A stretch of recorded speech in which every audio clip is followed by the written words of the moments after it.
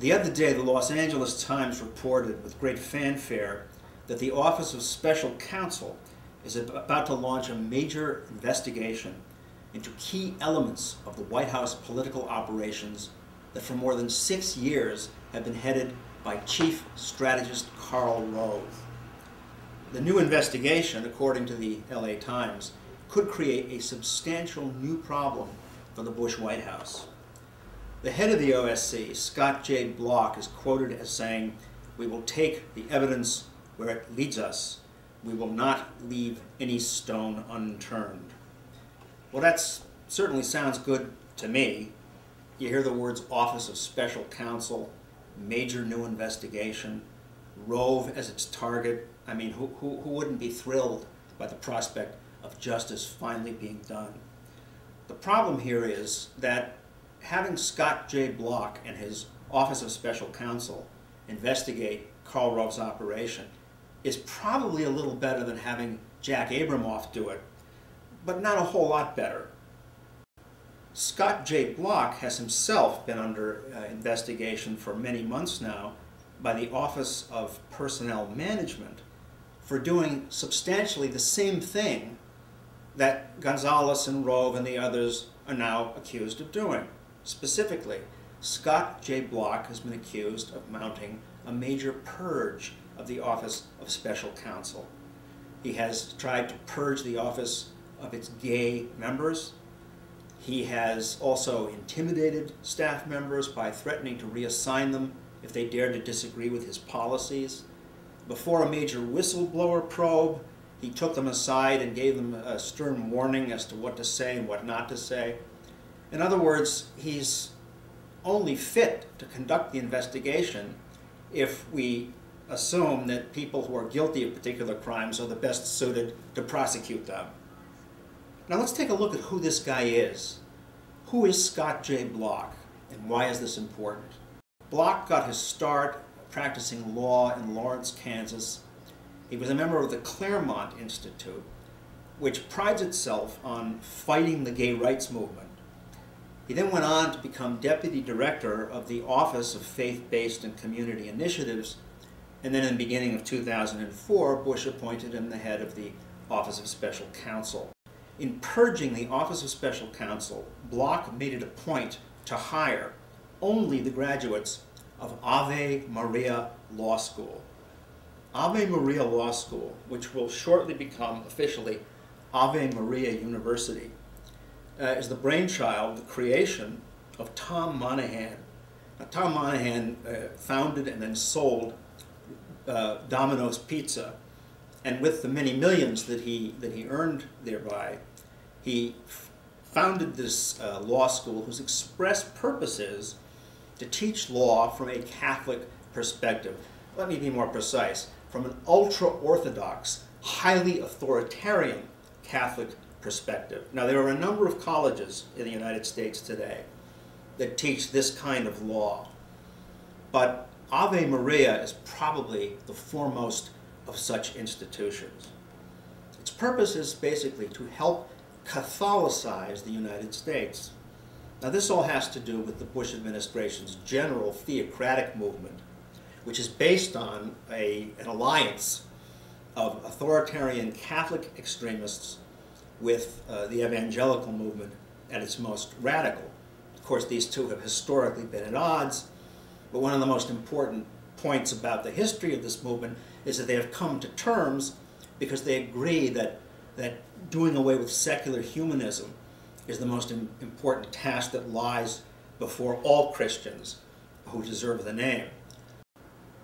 Now let's talk a little bit more about Ave Maria. The Ave Maria School of Law has been located in Ann Arbor, Michigan. Just this year, it's in the process of relocating to a big, huge piece of land in Collier County, Florida, east of Naples. What Tom Monahan envisions, in other words, is not just creating this premier law school, but a whole community to go along with it, and a community rigidly based on ultra-Orthodox Catholic precepts, so that the residents of Ave Maria will be able to live lives as thoroughly infused by the faith as any Islamist who lives in a pious neighborhood somewhere in Saudi Arabia or Iran. Now I'm going to quote from a terrific book called The Theocons by Damon Linker. Came out very recently, almost no reviews, but it's the best book on the Catholic dimension of the current theocratic movement. According to Linker, the real estate in Ave Maria will be rigidly controlled so that there will be no pornography sold, however we define pornography. Censors will likewise control the cable system and internet access to ensure the exclusion of televised smut. Pharmacies will be forbidden to sell condoms or contraceptives of any kind. And I quote, "Private chapels will be located within walking distance of every home, while a 60,000 square foot church in the center of town, complete with a 60-foot tall bleeding Jesus, the nation's largest crucifix, and room for up to 3,500 worshipers, will offer Mass hourly, 7 days a week, beginning promptly at 6 o'clock in the morning."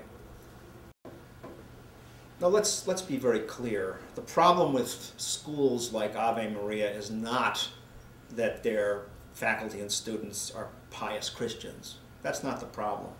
The problem is that they are deeply involved in a deliberately theocratic mission. They want to turn the United States into a Christian republic. That's what's wrong with them. Many of the students who attend these schools were homeschooled to protect them from secular contamination.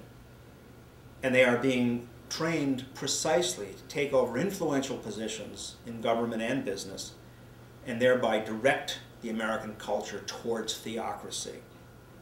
The White House is in the hands of this movement. The Republican Party has been taken over by the theocratic element. It is now a fringe movement. Now let's go back to the Office of Special Counsel. Well, what's going on here? Well, it seems pretty obvious that this new investigation of the political operation in the White House is a whitewash in the making. The Office of Special Counsel is certainly not inclined to find anybody guilty. So having set us up to expect this sweeping inquiry, we're only going to end up being told that they really found no hard evidence of any wrongdoing. Moreover, they're likely to impound all the evidence, which will then be unavailable to anybody else, the media included. So I think that's what's happening here in the narrowest sort of Machiavellian sense. But really far more important than that is the big picture that Bush and company have in mind. We can dismiss this new announcement as a cynical ploy of the usual kind by this administration, but I don't think we should dismiss it. I think we should seize on it. I think we should look deeply into it and understand that what we're talking about here is a subversive movement that our press has largely ignored, and that may end up succeeding, despite the fact that it has nothing even close to mass support in this country. So finally, it's not up to the OSC to police the extremists in the Bush White House. It's finally up to the people. It's finally up to us. And we can do that only if this story gets the kind of coverage that it ought to get in any country that considers itself a democratic republic.